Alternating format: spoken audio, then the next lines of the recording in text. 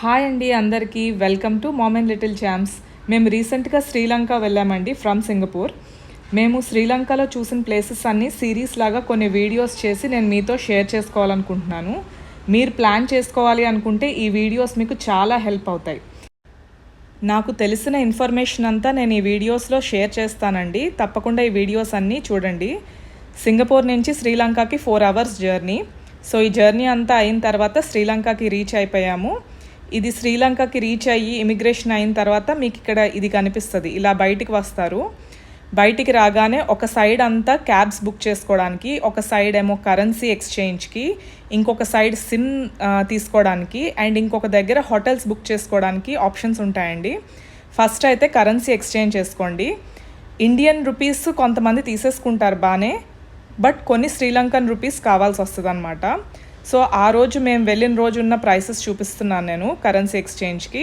And rate కూడా ఇక్కడ బాగానే ఇస్తారు.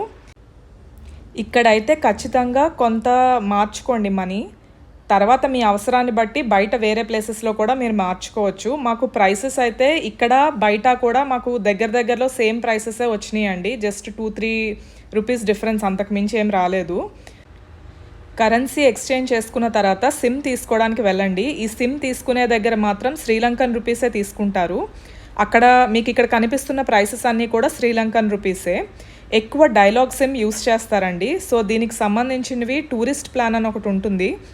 అది ఐడియల్గా టూరిస్టులందరికీ అది బెస్ట్. ఇంకా మీరు కావాలనుకుంటే ఎక్కువ జీబీ డేటా ఆర్ ఇంకా తక్కువ జీబీ డేటా అనేది ఇంకా మీ యూజేజ్ బట్టి మీరు తీసుకోవచ్చు అనమాట. సిమ్ తీసుకున్న తర్వాత అక్కడే క్యాబ్స్ బుక్ చేసుకునేది కూడా ఉంటుందండి. మీరు కావాలనుకుంటే అక్కడ బుక్ చేసుకోవచ్చు, లేదా కంప్లీట్గా ఎయిర్పోర్ట్లో నుంచి బయటికి వాక్ చేసుకుని వచ్చేస్తే అక్కడ కూడా క్యాబ్ బుక్ చేసుకోవడానికి ఉంటుంది. కొంచెం నడవాల్సి వస్తుంది అనమాట. మేమేంటంటే ఇక్కడ కొంచెం కాస్ట్ ఎక్కువ అవుతుందేమో అని చెప్పి బయటకు వచ్చి బుక్ చేసుకున్నాం, బట్ పెద్దగా డిఫరెన్స్ అయితే రాలేదు. మీరు ముందే పిక్మీ అని ఒక యాప్ ఉంటుందండి, ఆ యాప్ డౌన్లోడ్ చేసుకుని వెళ్ళండి. దాంట్లోనే మనం కావాలి అనుకుంటే ఆటోకి కానీ లేదంటే ట్యాక్సీకి కానీ మీరు ఇక్కడ బుక్ చేసుకోవచ్చు అనమాట. ఒకవేళ యాప్ లేకపోతే ఇక్కడ వరకు వచ్చిన తర్వాత వాళ్ళు మీకు యాప్లో బుక్ చేసి పెడతారు. లోపల దానికి బయట దానికి పెద్ద డిఫరెన్స్ అయితే రాలేదండి. బట్ ఓవరాల్గా శ్రీలంకలో తిరగడానికి ఈ పిక్మీ యాప్ అయితే చాలా యూజ్ అవుతుంది. సో ఇది కంపల్సరీగా డౌన్లోడ్ చేసుకోండి. ఇక్కడ ఇంకా క్యాబ్ వచ్చిన తర్వాత మేము హోటల్కి వెళ్ళిపోయాము. ఈ వీడియో మీకు నచ్చినట్లయితే please like, share and subscribe. Notifications కోసం పక్కనే ఉన్న బెల్ సింబల్ క్లిక్ చేయండి. Thank you so much for watching and next వీడియోలో మళ్ళీ కలుద్దాం.